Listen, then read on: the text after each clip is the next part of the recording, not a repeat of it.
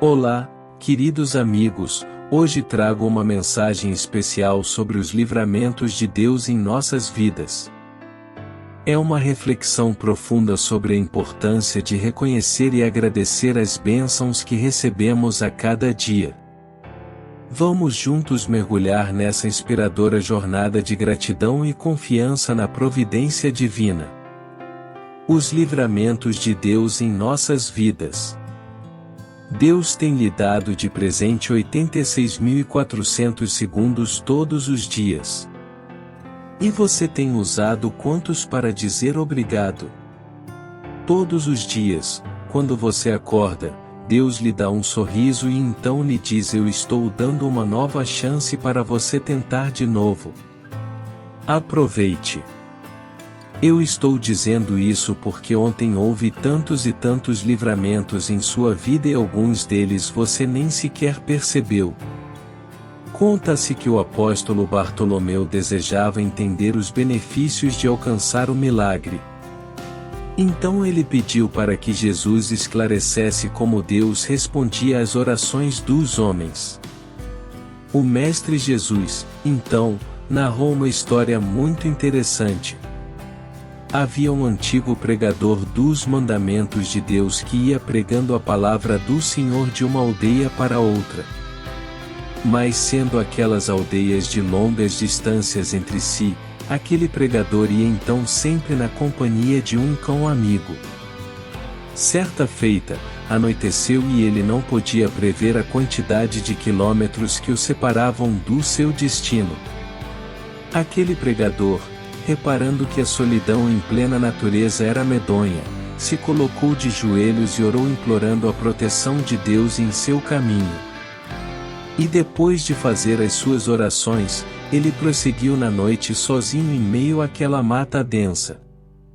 Noite fechada e sem luar, ele percebeu a existência de uma larga e confortável cova bem à beira da trilha onde ele caminhava. Acariciando então o cachorro que o seguia, ele dispôs-se a deitar e tentar dormir um pouco. Começou então a se acomodar pacientemente, mas de repente uma nuvem de moscas o atacou. O pregador e também o seu fiel companheiro teve então de retornar ao seu caminho sem o descanso desejado. De repente, deparou-se com um enorme riacho num trecho em que aquela estrada se bifurcava. Havia ali uma ponte rústica de madeira oferecendo passagem pela via principal e, além dela, a terra parecia sedutora. Aliás, mesmo envolvida na sombra noturna, aquela terra parecia um extenso lençol branco. Aquele pregador pretendia ganhar a outra margem, arrastando seu companheiro obediente. Mas de repente, aquela ponte se desligou das bases, estalando e abatendo-se por inteiro. Então, sem os recursos para aquela travessia, o pregador do Evangelho seguiu então por outro rumo. Algum tempo depois, ele encontrou um enorme tronco de uma árvore e pensou nela se abrigar. Enquanto isso, aproximava-se uma grande tempestade com muitos raios e trovões. Aquela árvore lhe oferecia um aconchegante local de descanso dentro do seu tronco aberto. O pregador já ia se preparando para o descanso, quando, de repente, a ventania começou a soprar tão forte que aquele tronco vigoroso caiu. Exposto, então, à chuva, aquele peregrino movimentou-se para mais adiante. Depois de aproximadamente uns 2 quilômetros, ele encontrou um casebre. Ainda de longe, ele pôde perceber uma luz acesa por dentro. Totalmente aliviado, ele bateu à porta. O dono daquela cabana o atendeu e o negou hospedagem naquela noite. Ele lhe bateu à porta, dizendo não receber visitas à noite.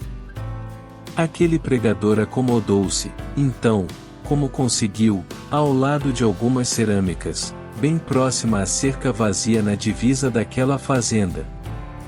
Totalmente exposto ao frio, mas sentindo-se aquecido por Deus. De repente, alta madrugada, ele ouviu gritos, sem saber de onde vinham.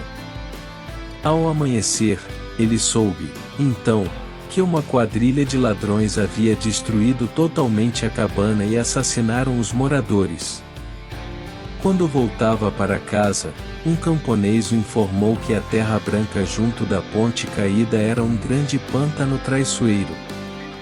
Disse também que aquele tronco onde ele queria descansar era um conhecido covil de lobos.